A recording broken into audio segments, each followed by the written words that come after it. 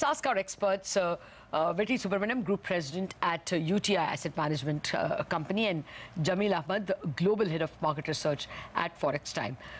Mitesh will also be joining us in just a bit. Gentlemen, thank you very much for joining us. Vetri, before I come to you, just a word from Jameel on how do you see global yields, especially the US 10-year? We saw it give up that three-quarter and come back to 3.15 thereabouts. Do you think it has peaked for now, Jameel, or do you think we are going to see that those yields climb further and cause more turmoil across the globe? 10-year Treasury yield will continue to gradually move higher. We do need to remember that it was around 6 or so months ago that the 10-year yield moved above 3%. So it's taken quite some time to get to the 2011 high, which happened a few days ago. I don't necessarily think that the US Treasury yield high is the individual catalyst behind the sudden market sell-off. I think there's a few different catalysts that we can really articulate. So you've got these quite negative warnings from the IMF over the past couple of days. You've got this interest rate optimism. This is weighing on market sentiment because the Fed appeared to be a bit more optimistic than we were expecting. You've also got President Trump, who is making more and more outspoken comments regarding the Federal Reserve. And then when you've got the ongoing external uncertainties, it's difficult to say what is the individual driver behind this move in the global markets. Okay. Vetri, how should we interpret just this data point that today the Indian markets didn't fall as much as many of the Asian markets, which have fallen like 4 to 6%, and we did not wipe out even yesterday's gains. So is it that we have fallen enough and there is resilience at these levels? Yeah, hi Lata. Well, I'm not going to really try and interpret too much about one-day movements. They are extremely misleading, so I wouldn't really read too much into the fact that, maybe we fell less or yesterday we went up when other markets did. One day is just too much noise, Lata, and I would urge you not to try and interpret too much out of one-day movements. Vetri, hi. Is there much more downside here? I mean, some people are using that word quote-unquote bear market once too frequently. What's your sense? So, Prashant, I've said this for many years now. The only prism through which you can eventually look at equities is through the prism of valuations. I think we've had multiple conversations with you on this channel where we've talked about the fact that valuations have remained in expensive territory for an extended period of time. And we now just seem to have had a confluence of factors which is eventually causing a valuation correction to come through. And so we've gone from trading in reasonably expensive territory on a trailing basis to a market which is, for the first time perhaps drifted closer to being into fair value territory on a trailing basis. On a forward basis, I think the Nifty and the Sensex are now down to something like around 16.5 times forward earnings. It's actually come back into what we would roughly call fairly valued territory. So, I think in a sense this correction has finally, after a long time, pulled the market down into slightly more reasonable valuations. The caveat, of course, is that forward earnings estimates in India have proved way too optimistic in the past, and obviously that's something to worry about a bit. But this is a normal valuation correction. The epithet of is this a bear market, bull market is always very hard to figure out. These things are best written in history books many years after the event has happened, but to call it in real time is not really what we try to do as fund managers. That's not the core of what we are doing as fund managers. Okay, well, actually, since you said valuation, Vetri, and you said that earnings is actually a moving target, do you fear earnings downgrade already with rupee around 74 and crude between, what, 80 and 85? So that's a very interesting question, Lata, because historically what we've seen is that if you look at aggregate market earnings, in fact, a rupee depreciation tends to act positively on aggregate earnings, and that's because of the fact that we've got the big IT sector, we've got a lot of the pharmaceutical companies, we've got the commodity companies and energy companies, many of them who actually benefit, and their earnings are effectively dollar denominated. Okay, my combination was wrong.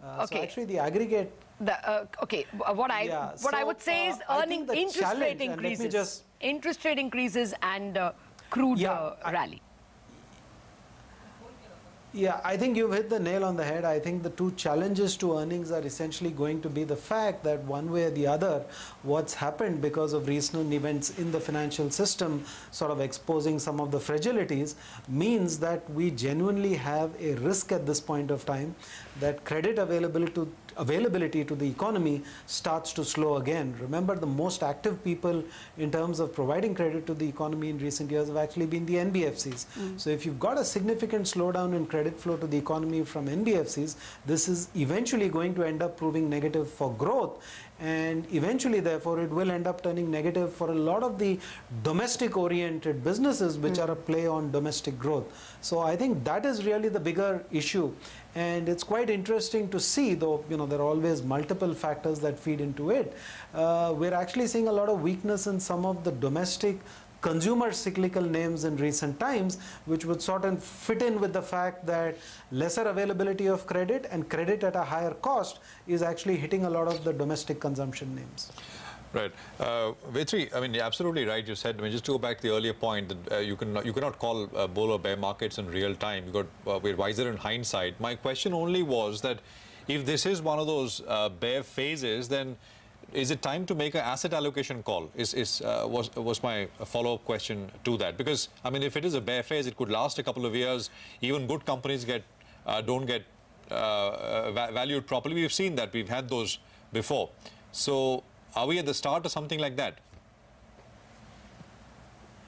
Well, Prashant, all I can say is you should have had the foresight to take that call a few weeks ago or maybe earlier in the year. No, even for new investors. 15, 16%. Even for new investors. I mean, people may be, but yeah. so let me just, I'll elaborate on that, Prashant. So, you know, internally we run only one fund where we actually take asset allocation calls.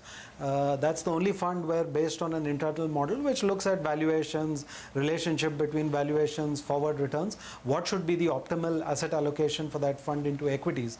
Now, that fund has been running extremely low levels of allocation for the last 6 months, but just this week it's finally triggering to us that this is actually a time to increase the valuation, increase the exposure to equities. Now, let me just clarify. It was in the last few months at the lowest allowable level of equity exposure, right? Okay. So from that extremely low level into this sell-off, it's actually saying this is a time to raise a little bit of your equity exposure. Not get in there and do anything very aggressive or very dramatic, but certainly the model is saying this is the time to dip your toes because there has been a significant valuation correction. To continue on these lines, Prashant, if your question is, has the market become cheap? The unambiguous answer to that is no, it's not, because if we look at historical sort of, you know, low points for the market in terms of valuation, they are significantly lower. But, you know, will it necessarily go there? Who knows? Okay. Jameel, just on that point of currencies, the rout in US equities that we saw, it's showing up everywhere in equity markets around the world, Asia included. But if you look at currencies, the way they've reacted, dollar actually is broadly lower. Emerging market currencies are doing well, at least the Asian emerging market currencies. So is this just a one-off, or you think, you know, it kind of sort of leaves us in an interesting place? How do you read this? Yeah, this is a very good question, actually. I think what we need to do is look at the reason for the sell-off yesterday in the markets was a little bit different to what has been driving the financial markets over the past 3-6 months. So you've got so many different trade uncertainties in the past, which has driven the dollar higher. So as the dollar strength, which has then impacted emerging market currencies. However, if you look at the sell-off from yesterday, you see that the dollar actually moved lower, which has helped improve a range of different currencies out there. So emerging market currencies have benefited somewhat, but I am still concerned that if market volatility continues for so long, this might not be the case. But even currencies like the euro, they're bouncing higher, and we've seen a big shift in direction for the Japanese yen. And this is another sign of investor uncertainty, because we see this in the past. When there is an unforeseen amount of market turmoil, investors are very loyal to the Japanese yen, and they seek the Japanese yen very fast as a safe haven asset. Okay. Thanks a lot for joining us, Jameel. That clearly means that there are too many indicators to watch. Vetri, your take on the global scene. Do you think the turmoil continues till perhaps asset markets force the Fed to recognize that a slowdown might come in? How long do you think this pain can persist? What's your best guess?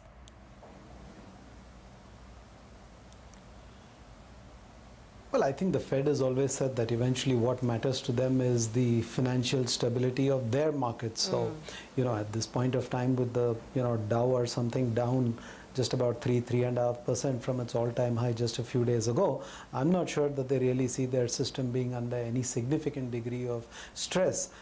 We do know that in the past the markets have sort of bullied the Fed in terms of decision making, in the sense that they want more liquidity or they want lower interest rates. But I don't think we're at a point as yet where, the markets are in such deep depression. The Fed also talks about the fact that it watches certain financial market indicators which indicate higher stress. I don't think any of them are really, blinking red at this point of time. Just last week we got the Fed chairman saying that he's still on course for interest rates hikes. So I think we're a little bit far from the market causing the Fed to blink. So your best guess is that we are going to continue to see probably a strong dollar or a continued rise in US yields, and therefore our pain is not over from global red flags. Yeah, I think some of the issues from the US in terms of the yields moving higher and therefore pressurizing, capital flows into emerging markets in general, I think that will continue to remain an issue. The dollar has been strong for that very reason, and I think that will also continue to be a pressure point. We've seen that's resulted in outflows from India, both on the equity side and on the debt side. So I think some of these pressures will be there. I think a lot of the commentators are now talking about the fact that this might be the first year in which India actually experiences a BOP deficit simply because the capital flow outlook is looking much weaker. So I think these are the realities of the situation that we'll just have to deal with. Okay, so what's your base case on the Nifty, Vetri, and what's your bear case?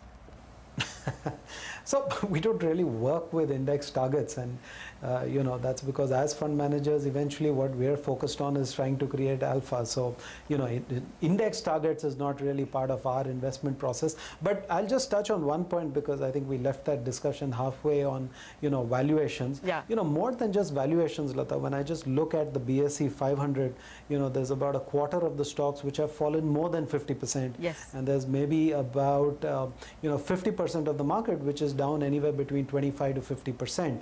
Now, this is price damage, and you could argue that the valuation damage is not as much as the price damage. There was a lot of hot air in the valuations. But at the same time, experience tells me that when you've got this sort of broad-based damage, there are bound to be some good names which are collateral damage as this, rubble has sort of come crumbling down. So I do think that, as fund managers, we're more inclined right now to look at some of the areas of the market which have seen damage and actually look to see whether there are any good quality businesses which have been damaged. And I think, just again going back to Prashant's question earlier, look, our methods are different. There are other people who trade the markets. They're trying to pick trends. They're trying to pick market tops and bottoms. That is not what we do as fund managers of long only money, benchmark aware, and trying to create alpha over a long term. So our methods are different. And if our model is telling this is a time in our asset allocation fund to pick up our equity allocation, it's responding to a longer term signal. It is not a signal of what will happen to the market in the next 1 month. So just keep that difference in mind. Sure.